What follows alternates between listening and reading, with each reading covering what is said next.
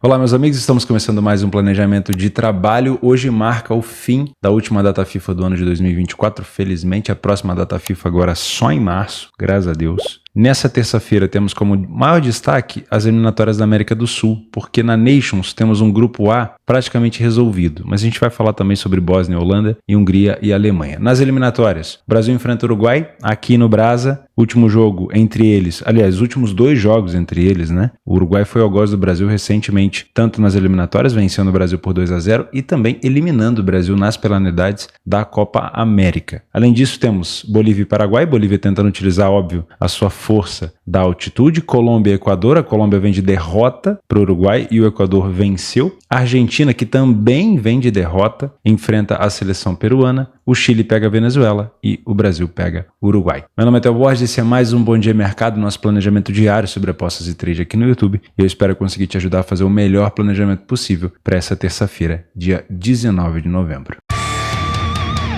Vamos começar o nosso planejamento na Nations e depois a gente fala da América do Sul. Combinado? 2 jogos na Nations hoje, mesmo horário às 16h45. Tem mais jogos da Nations? Tem, mas eu estou mais focado nas primeiras divisões, né? No grupo A, com mais liquidez. Antes da gente começar o nosso ritual de sempre, se você puder deixar o like no vídeo nesse momento, que eu vou esquecer de te pedir no futuro, vai me ajudar muito, o YouTube entrega para mais pessoas. Se você não é inscrito nesse canal, confere o conteúdo até o final, se você gostar, você se inscreve, se não tem problema, não vou ficar chateado, sinal que eu preciso melhorar, ou sinal que não é um canal para você. Esse não é um canal de palpites, esse não é um vídeo de palpites, esse é um vídeo de planejamento, feito por mim para você e de você para mim. A gente vai comentando, vai debatendo para levantar o maior número de informações, criar os melhores cenários, tanto para trabalhar ao vivo quanto pré-live. Contém alguns palpites na minha fala? Contém, mas não é questão de ser evidente, é questão, às vezes, do cenário ser muito provável, a gente conhecer um pouco mais as equipes, mas se não está dentro da sua metodologia de trabalho, não embarca, não vai na onda não, tá? Todo tipo de entrada que você faz, se ele não estiver atrelado no método, se for algo isolado, não vai te dar resultado no longo prazo, tá bom? Então vamos começar com Bósnia e Holanda. Vamos entender o que cada uma das duas seleções ainda briga nessa última rodada. Lembrando que essa é a última rodada da fase de grupos da Nations. A Holanda com 8 pontos, ela não pode ser alcançada aliás, ela não pode alcançar a Alemanha, né? Ela não pode alcançar a Alemanha. Então, primeira colocação para a Holanda não existe. Ela pode ser alcançada pela Hungria. A Hungria pode chegar aos mesmos 8 pontos. Aí a gente precisa ver a questão de confronto direto. E eu vou fazer isso agora. A gente vai olhar aqui para o outro aplicativo, para o SofaScore, e vai entender quanto que foi o jogo no confronto direto entre Holanda e Hungria. Então, ó, foi aqui na segunda rodada, na terceira. Hungria e Holanda 1-1. Então, o primeiro jogo entre eles foi 1-1. O segundo jogo aconteceu na quarta rodada, a Holanda meteu 4 na Hungria. O que isso quer dizer? O primeiro critério de desempate é o head-to-head, né, o confronto direto. Isso quer dizer que mesmo que a Holanda perca o seu jogo para a Bósnia e a Hungria vença o seu jogo contra a Alemanha, não existe a possibilidade da Hungria ultrapassar a Holanda por conta do confronto direto. Eles empatariam o número de pontos, mas a Holanda ficaria na frente por conta do confronto direto, socou uma goleada de 4, lá ele, e teve 1-1 no jogo na Hungria. Então, a Holanda tem essa vantagem. Isso quer dizer que a Holanda não precisa vencer. E aí você interprete do jeito que você quiser. A gente pode ter uma interpretação de que a Bósnia, ela está num cenário muito complexo, a Bósnia não tem mais nenhuma situação, nenhuma chance de alcançar a Hungria. Com 1 ponto, ela pode chegar no máximo a 4 pontos. Ela já está rebaixada, não tem mais o que fazer. A Bósnia tem 1 ponto, só pode chegar a 4 pontos, né? Vou somar 3. Não vai alcançar a Hungria, então ela está rebaixada para a segunda divisão. Que, sinceramente, não era nem para ela estar aí, né? A Bósnia no meio da Série A da Nations é sacanagem. Acabou tendo uma sorte danada na última campanha do ano passado e subiu, mas não era para estar aí, tá? Então a Bósnia vai descer e eu sinceramente acho que a Bósnia é Série B para baixo, tá? Sendo bem sincero. Então a Bósnia também não briga por nada. Então é um jogo onde nenhuma das duas equipes briga por nada. Se eu interpretasse que a Hungria teria chance, que a Bósnia teria uma chance, pô, aí é diferente. Mas se a Holanda precisasse vencer, já seria um adversário acessível só pelo fato da Bósnia já estar rebaixada, mas a Holanda não precisa. Então eu vou ser sincero com você. vocês, eu vou pular esse jogo. Vou pular esse jogo porque daqui pode vir um monte de surpresa. Ó, hoje a gente teve, tô gravando esse vídeo no domingo. Hoje a gente teve um vacilo da Bélgica em relação a Israel. E Bélgica também não precisava vencer, que a Bélgica não era ultrapassada por Israel por conta do confronto direto, se eu não me falha a memória.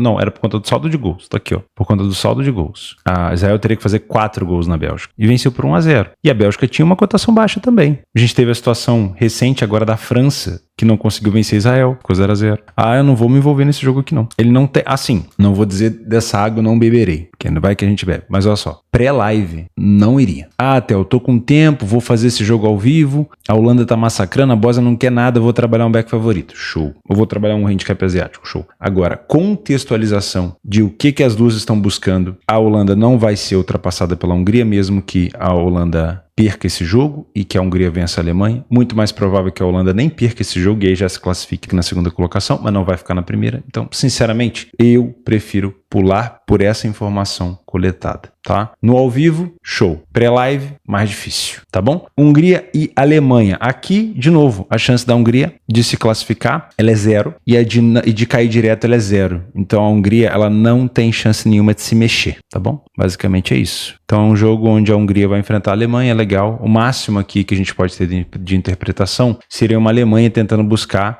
ter uma das melhores campanhas para decidir sempre em casa, né? A Alemanha, nesse momento, tem 13 pontos, a Espanha também. A gente teve o jogo da França, teve uma mudança, né? Aqui na tabela de classificação do grupo B, do grupo 2 da Liga A, que foi a França vencer por 2 gols de diferença a Itália, que era aquele cenário que mudava as posições, a França ficou na primeira colocação, a Itália na segunda. Lembrando que, nesse caso aqui do grupo 2 já acabou, era a rodada 6, tá? Aqui, ó, já foi. Então, ficou definido desse jeito. Então, a Alemanha já tem uma vantagem sobre a França, que é a primeira colocada também, por conta do saldo de gols. Agora, a Alemanha vai disputar com Portugal, né? E que não enfrentou a Croácia ainda, vai ser na segunda-feira, e com a Espanha, né? Que também pega a Suíça ainda nessa segunda. Então, a Alemanha precisa pelo menos de uma vitória simples para conseguir, já que tem um saldo excelente, né? Basta 3 pontos para a Alemanha ser a melhor colocada geral. Aí aqui a gente pode trabalhar numa correção de preço, porque pode ser que a Hungria entre bem sonolenta, sem tanto interesse, e a Alemanha possa ter um domínio maior e a gente pode encontrar uma correção da Hungria aqui em relação ao ler a pior equipe em campo. O back Alemanha é mais complexo, né? Porque é na casa da Hungria, a Hungria já complicou a vida da Alemanha em cenários recentes, ó, a Hungria já venceu a Alemanha na Nations lá na Alemanha, a Hungria já conseguiu empatar com a Alemanha na Euro também 2-2, teve um empate 1-1 também na outra Nations de 2022, na casa da Hungria. Foi na época que a Hungria também venceu a Inglaterra, se eu não me engano. Mas, das últimas vezes que elas se enfrentaram, a Alemanha venceu em casa por 2-0 na Euro e 5-0 na Nations. Tem esse 5-0 aqui no jogo de ida, né? Que pode fazer, mesmo com que a Hungria não tenha vontade de jogar, porque não tem interesse, que pode fazer com que a Hungria tenha algum resquício ali de uma vingança, não sei, foi uma goleada, um cacete bem dado, né? Então, pode ser que a Hungria queira complicar a vida da Alemanha. De toda forma, um back favorito na Alemanha não me agrada, tá? Em relação ao mercado de gols, tô bem receoso, porque tudo passa pelo interesse da Hungria e eu não tô vendo esse interesse ser tão grande assim, tá bom? Agora, a Hungria veio pra cima, quer bater de frente, quer tentar devolver pelo menos essa derrota para a Alemanha. Começou a ser um jogo de trocação, aí você pode trabalhar numa ideia de 2 gols, dependendo da cotação. Nesse momento é uma cotação ruim, mas durante o jogo pode ser bom no segundo tempo. E também uma questão até de um ambas marcam. Mas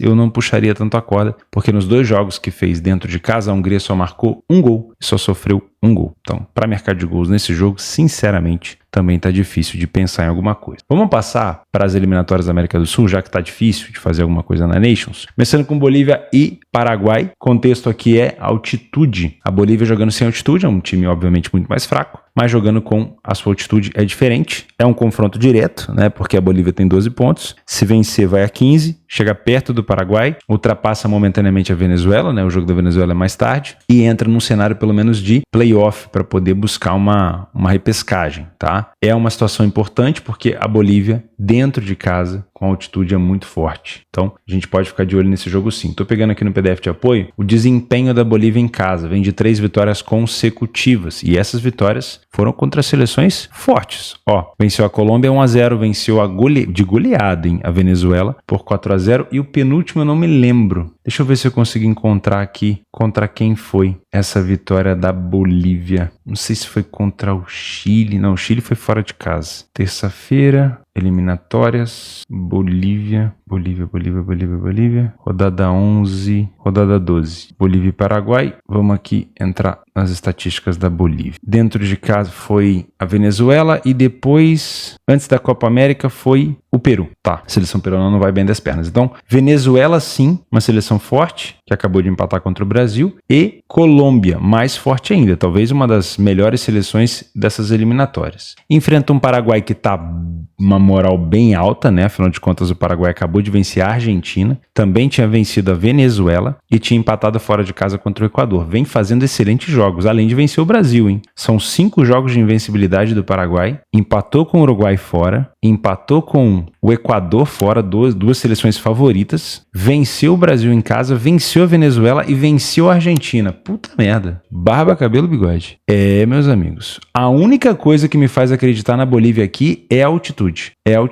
Tá? Das últimas vezes que o Paraguai enfrentou a Bolívia na Bolívia, 1-0 Bolívia, 2016 eliminatórias, 4-0 Bolívia, 2021 eliminatórias, e foram só esses dois, pelo menos aqui no cenário recente, tá? Então realmente a Bolívia faz o bom uso do seu mando. Por isso eu acredito sim num jogo aqui para correção de preço e uma possibilidade de a gente ver um Lei a pior equipe em campo no Paraguai, quiçá até um back Bolívia. Depende muito de como o Paraguai está sentindo essa dificuldade da altitude. Eu sei que a gente fez uma interpretação do Paraguai aqui fazendo barba, cabelo, bigode, 5 jogos sem derrota, mas quando a gente olha para fora de casa o desempenho do Paraguai, são 3 empates e nenhuma vitória fora de casa. Então assim, 2 pesos, 2 medidas, copo meio cheio, copo meio vazio. Tá? Tomar um pouco de cuidado. O Paraguai ainda não marcou nenhum mísero gol fora de casa. Eu não duvido que por ser um confronto direto, o Paraguai jogue pelo empate fora, principalmente por conta da altitude. A maioria dos times que vão enfrentar a Bolívia ali vão acabar perdendo ou vão perder ponto. Então, esse comportamento mais defensivo do Paraguai pode me colocar a favor da Bolívia ou contra o Paraguai durante o jogo. Se você encontrar uma cotação mais alta, você que é um Panther, vale a pena ficar de olho nessa vitória da Bolívia aqui, tá? Faz muita diferença a questão de altitude, principalmente no segundo tempo. Tá bom? Voltando aqui para as eliminatórias, Colômbia e Equador. A Colômbia vem de derrota, perdeu por 3-2 para o Uruguai, fora de casa, e enfrenta agora o Equador, que vem de vitória, uma boa vitória para cima da Bolívia, já esperada, por 4-0. Colômbia favorita. Nos últimos jogos entre eles, 0-0 2 vezes, vitória da Colômbia em casa, vitória do Equador na casa do Equador, depois vitória da Colômbia na casa do Equador, papapá. No geral, a Colômbia vencendo um pouco mais. Das últimas vezes que a Colômbia recebeu o Equador, a Colômbia levou a melhor, ou pelo menos não perdeu, né? Não teve vitória do Equador aqui em cenários recentes. Fora de casa, passando também para o PDF de apoio, o Equador só teve uma vitória fora, marcou 2 gols, sofreu 3, não é uma campanha boa do Equador fora, e é uma excelente campanha da Colômbia dentro da sua casa. A Colômbia é um dos melhores mandantes da competição, com 4 jogos, aliás, 4 vitórias e 1 empate, né? São 5 jogos. Saiu na frente 80% dos jogos, não falhou em marcar em nenhum jogo, 40% dos jogos não sofreu gol, excelente ataque, excelente defesa. Se isso se repetir aqui, teremos também um bom jogo para repetir o cenário do jogo da Bolívia, sem altitude aqui no caso, né? Aqui é mais a questão técnica do Lei a pior equipe em campo. A única coisa que me preocupa é que, apesar de não ter um ataque tão sólido fora de casa, o Equador é um excelente time defensivo, e quando ele se propõe a jogar fora para se defender, a equipe favorita costuma se complicar. Então, para mim, é um favorito que pode se complicar porque eu tô elogiando a defesa do Equador, tá? Se a gente olhar de fato para um cenário de classificação, empatar com a Colômbia fora não é um resultado ruim. A maioria das equipes que vão ali vão acabar perdendo ponto, ou até perdendo o jogo, tá? Então, para mim, é um favorito que pode se complicar. Como um trader, eu entraria, sim, para pensar num back favorito Colômbia ou num Lei a pior equipe no Equador, se for um primeiro tempo muito forte da Colômbia. Fora isso, se a Colômbia não entrar tão bem, vale uma correção de preço no favorito, se você tem metodologia. E se você quer muito trabalhar a favor da Colômbia, procure uma cotação mais elevada, porque sim, o favorito pode se complicar por aqui, tá? Argentina e Peru, um jogo fácil de se analisar. Para mim é back favorito Argentina se você tem metodologia. Se não tem, não faça nada. Não trabalhe, na minha humilde opinião, não trabalhe cotações dessa magnitude aqui, dessa esfera, com bilhetinhos, com aposta seca, enfim, com dupla, com tripla. Isso aqui não vai te levar a lugar nenhum, tá? A França começou com cotações assim, não venceu. Já te dei esse exemplo. A Bélgica começou com odd favorito, não venceu. O Santos, favorito agora, acabou de terminar o jogo contra o CRB, não venceu. Necessidade de vitória não é vitória. Cotação baixa com margem já da casa de aposta não vai te levar longe, tá? Você vai ter a sensação de que tá ganhando, porque a maioria das vezes o favorito vai vencer, mas na somatória não é à toa que essa odd tá aí, tá? Pensa bem, pensa com carinho, não fica com raiva de mim não. Agora, se você é um trader, esse tipo de cotação pode te levar sim longe, desde que você tenha um mercado estabilizado e um time favorito com muita vontade. E vontade não vai faltar na Argentina, afinal de contas a Argentina perdeu o seu jogo da eliminatória, o último jogo fora de casa contra o Paraguai, tá? Para mim não tem nada mais a acrescentar nessa análise, só dando uma passada aqui no PDF, ó. Peru não venceu nenhuma partida fora de casa, 4 derrotas consecutivas,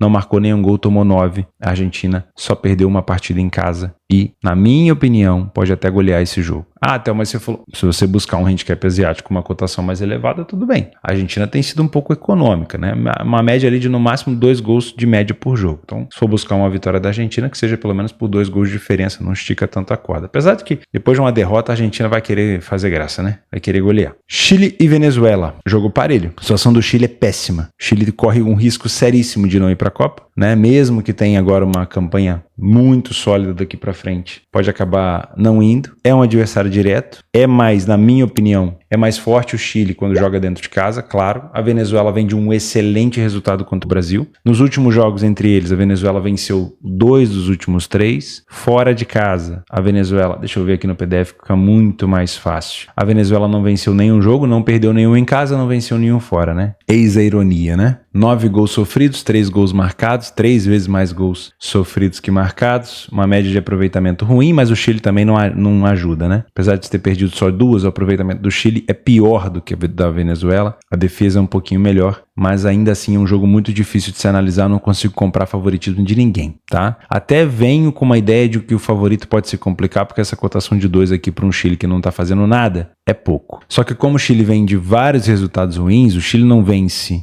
1, 2, 3, 4, 5, 6, 7, 8, 9 jogos, 9. São 9? 1, 2, 3, 4, 5, 6, 7, 8. Não, são 8. 8 jogos sem vitória. A última vitória foi num amistoso contra o Paraguai no meio do ano. Talvez essa pressão faça o Chile jogar um pouco melhor. Mas ainda assim, eu não compro esse favoritismo do Chile. Para mim é um jogo para correção de preço e que o Chile, nessa cotação aí, eu não compro, que ele pode se complicar. Brasil e Uruguai para a gente finalizar. Favorito, Brasil 1,67. Você hoje, responde para mim aqui embaixo. Você hoje confia na seleção brasileira? Fala a verdade. Eu preciso nem te responder, né? Todas as vezes que a gente analisa o jogo da seleção aqui, eu tenho muito cuidado, porque a gente tem que tomar cuidado com o peso da camisa, né? O Uruguai já complicou a vida do Brasil recentemente, venceu o Brasil nas eliminatórias. Por conta disso tudo, desses últimos confrontos entre eles, e também, obviamente, dessa vitória sobre a Colômbia, que o Uruguai veio e vem com uma moral muito grande, eu não vou comprar essa cotação do Brasil em 70. Para mim é uma cotação baixa, tá? O Brasil pode até vencer, mas eu não compraria essa cotação do Brasil tão baixa assim. Então, para mim é um favorito que pode se complicar. Isso quer dizer que o Brasil não vai vencer? Não quer dizer. Quer dizer que você pode, talvez, se você quer muito trabalhar a favor do Brasil, buscar uma cotação mais elevada, tá? O Uruguai sabe que é um confronto direto. Nesse momento, se o Brasil vence o Brasil ultrapassa o Uruguai na tabela de classificação, pode até terminar na segunda colocação o Brasil, né? Que é óbvio, para um cenário horroroso que vem vivendo a seleção brasileira, é ótimo, seria ótimo, mas sinceramente, um empate para o Uruguai fora de casa não é ruim. Você segura um adversário direto ali com 2 pontos de diferença para você, acaba sendo até um resultado bom. Então, se o Uruguai vem para jogar num jogo talvez um pouco mais defensivo, na verdade, se você analisar o contexto de como foi o jogo do Uruguai com o Brasil no primeiro jogo, na ida, o Uruguai fez exatamente isso, um jogo reativo. E o Uruguai é muito bom nisso, tá? Quando ele se propõe a defender e para fazer um jogo reativo, ele é muito bom nisso. Então é um Brasil que pode ter dificuldade de penetrar na área, de conseguir, talvez num jogo coletivo, ter uma vantagem para poder penetrar na área. Vai ter que usar o seu jogo individual, o drible, né? O fator diferencial que está faltando hoje em dia no futebol mundial, né? Vamos dizer assim, e o Brasil se perdeu muito nisso. E o Uruguai tende a sair para o contra-ataque. Então, é um cenário onde o Brasil pode ter a sua cotação subindo conta-gota. Não vou nem colocar aqui como correção de preço. A correção de preço num cenário como esse se dá muito se o Uruguai vai ou não marcar pressão, se o Uruguai vai tentar contra-atacar o tempo todo, se o Uruguai vai finalizar o tempo todo no gol. A tendência, se o Uruguai jogar mais recuado, é que essa cotação do Brasil ela não exploda. Ela não vai